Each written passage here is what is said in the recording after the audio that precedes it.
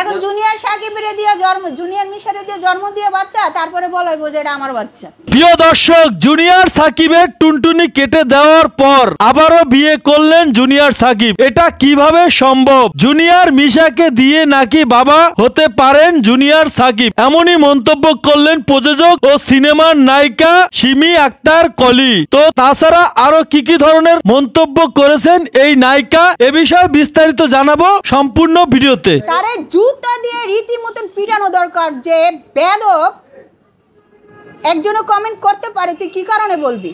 একজন কমেন্ট করবে দেখে তুই একথা বলবি? আগে টেস্ট করেন। তুই অসুস্থ হয়েছিস, তোর বলবে না মানুষ? তুই কইছিস আমি অসুস্থ, আমার চিকিৎসা করতে যাইতে হইব।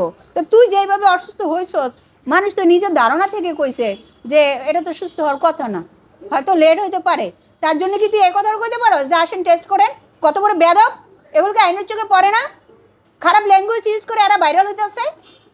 এই মেয়েটার, এই যে এই ছেলেটার যে বউ আছে, এটা তো জানে এই মেয়ে, জেনে শুনে এই মেয়েটা কিভাবে আসে? তার মানে মেয়েটা কোন লেভেলের? বললেও থাকছে, প্রথম তো বলছে, এখন তো জানছে, এখন তো জানছে যে বউ আছে, জানছে না? এখন কেন আসলো?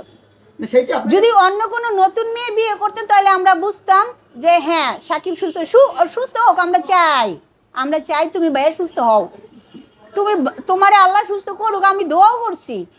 তোমার সুস্থ হতে তো আমাদের কোনো সমস্যা নাই, কিন্তু তুমি যা করতেছো এগুলো সমস্যা। ফিট হয়ে থাকলে এখন শিখা চলে আসবে, শিখা চলে এসে আল্লাহ দেখবে, আমাকে দেখার দরকার নেই। এখন শিখা চলে আসবে। সুস্থ যদি হয়ে থাকে তাহলে তো শিখার কোনো দোষ নেই। আছে শিখা তো মুক্তি পাচ্ছে না, পাবে, পেয়ে যাবে।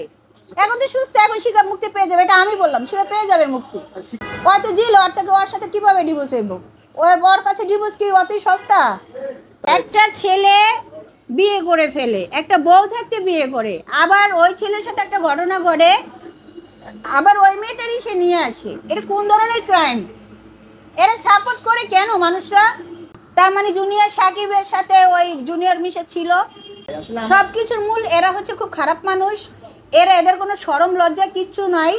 ওর এখন দরকার ও নামাজ পড়বে, আল্লাহর কাছে দোয়া চাবে, মানুষের কাছে দোয়া চাবে।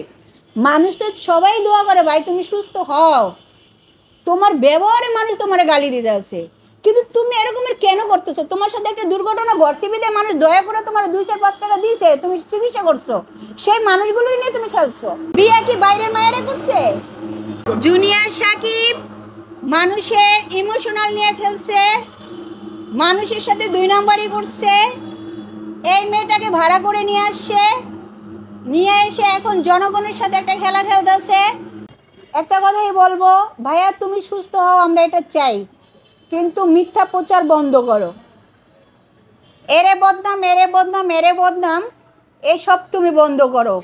আমাকে বদনাম দিছো, ঠিক আছে, মাপ চাইছো, আমি ভুলে গেছি, কিন্তু এই জনগণ যারা 2-4 টাকা 5 টাকা তোমারে দিছে, তোমারে দয়া করে দিছে, তুমি তাদেরকে নিয়ে খেলতেছো। এই খেলা বন্ধ করো। আর তোমরা যে এখানে নাটক শুরু করছো, এই মেয়ে ইকরাকে আমরা চিনি না, এই ইকরাকে সে ভাড়া করে নিয়ে আসছে। আমাদের তো কোনো গ্যারান্টি নাই যে এই মাইয়া তাদের ভাড়া করা না, কারণ তার বউ হয়ে থাকলে তারে জেল থেকে ছুড়াইলো না কেন, তাই না? এখন এই বিষয়গুলো এত কিছু ছড়ানোর পরে এই মাইয়া এসে বলছে যে হয়ে গেছে, হয়ে যাবে না, সে সারা দুনিয়ার মানুষকে তার দেখাইতে হবে। এই জন্য আমার থাপ্পড় দিছি।